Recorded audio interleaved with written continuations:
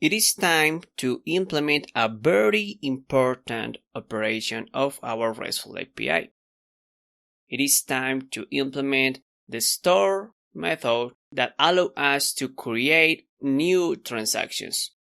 The creation of transaction is very interesting and important because it needs information for three different resources: the transaction itself, the product that is going to be purchased, and the buyer that is going to perform the purchase. It means that we are going to have a controller with three resources and is going to be named product buyer transaction controller with only the store method. We have several restrictions and we are going to see all of them right now. Let's create now the controller along with the root.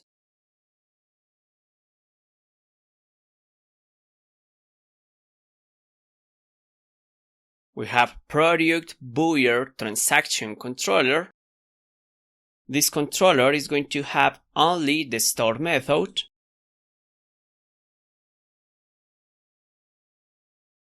And we just need to register the new root.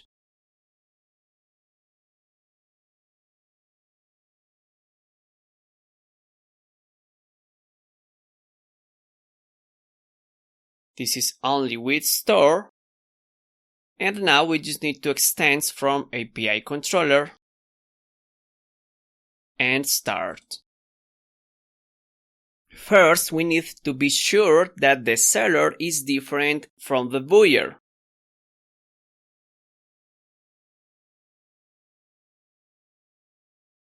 If it is not the case, we are going to return an error.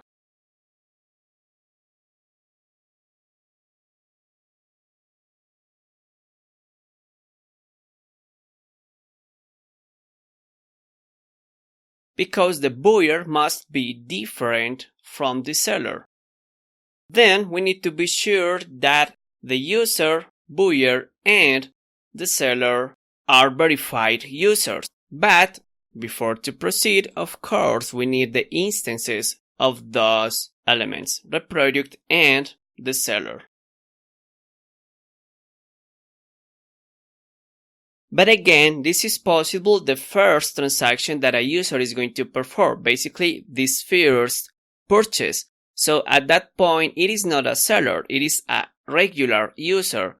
So here we should not receive a seller, we should receive a user that is going to perform maybe its first purchase. So let's verify that the user is verified.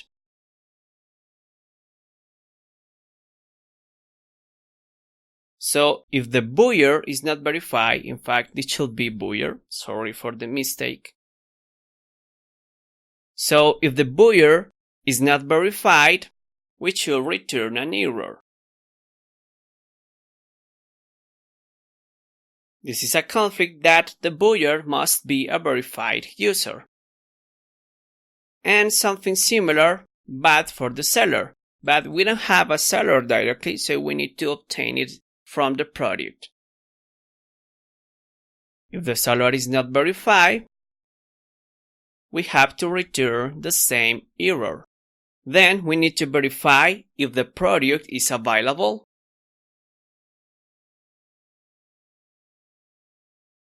And if not, again, we have an error. And finally, the last restriction is to validate if the quantity of the transaction is not greater than the product quantity available. So basically, if the product quantity is less than the quantity of the request, we have to return an error again.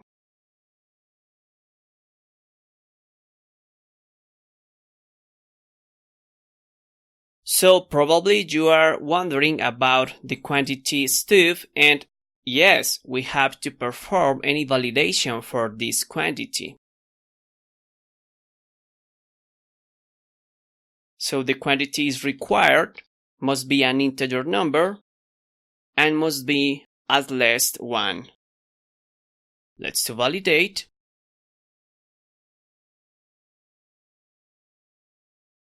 And now remember to import the definition of user. And finally proceed with the creation of the transaction.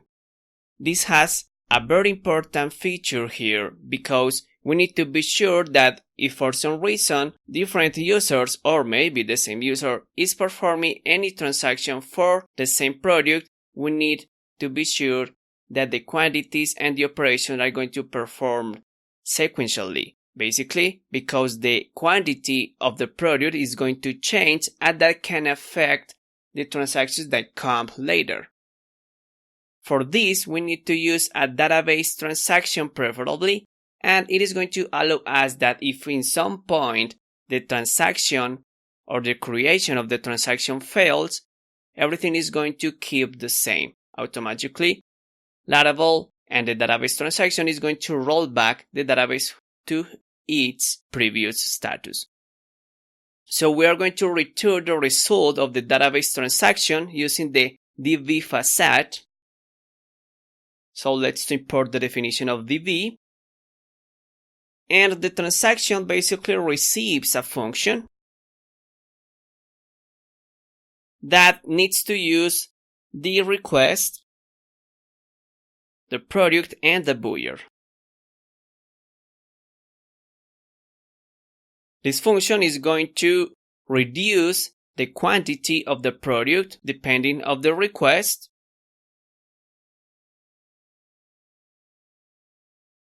And just save. If it worked properly, we just need to create the new transaction. Remember to import the definition of transaction.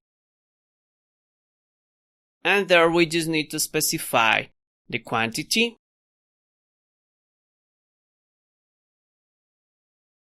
the buyer ID,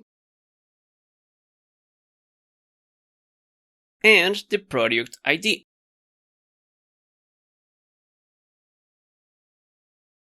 After this, we just need to return the new instance for this function.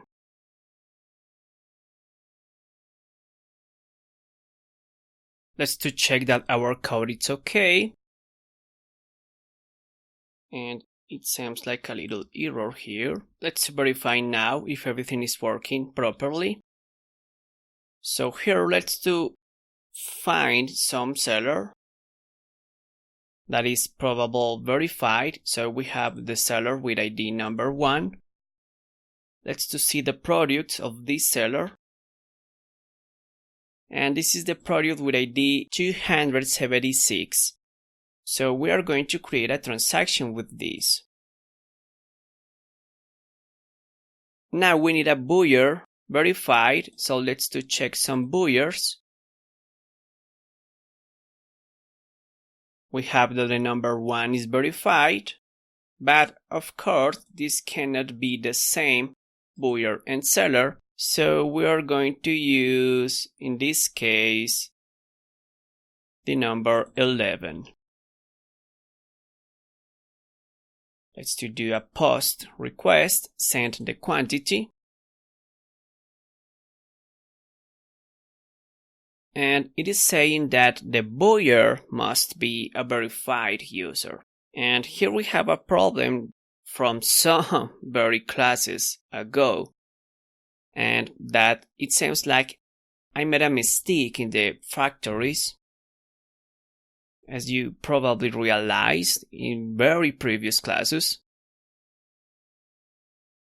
That basically I repeat here this index. And that must be admin here, because of course we are assigning the values for the admin. So we need to run again our database seeders and migrations, preferably. And once it runs again, we can be sure that our database structure is correct now. I'm really sorry for this mistake. I really didn't realize until this class. So now we have the solution and we should have this working properly now. So we have that the product is not available And this can be, of course, because we just reset our database. So let's do check again for the sellers. We can see now that those values changed. We have 12 and 15.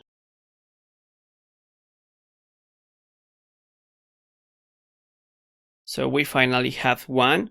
That is the product with ID 739. So we are going to create a transaction for this. Let's to find some buyers. We have that the number 13 is available. So let's to create a transaction with those values. We have the quantity of 1. And finally, we have a transaction. So if we check the quantity, again for this product, we can see that is 8. And if we create a new transaction, this must reduce to 7. So we are done. Again, I'm really sorry for the confusion with the factories Steve. I really missed that real detail. I really hope that you completely understand that is completely probable and possible during the programming Steve. And finally, we have this complex operation, this very complex operation done for our RESTful API.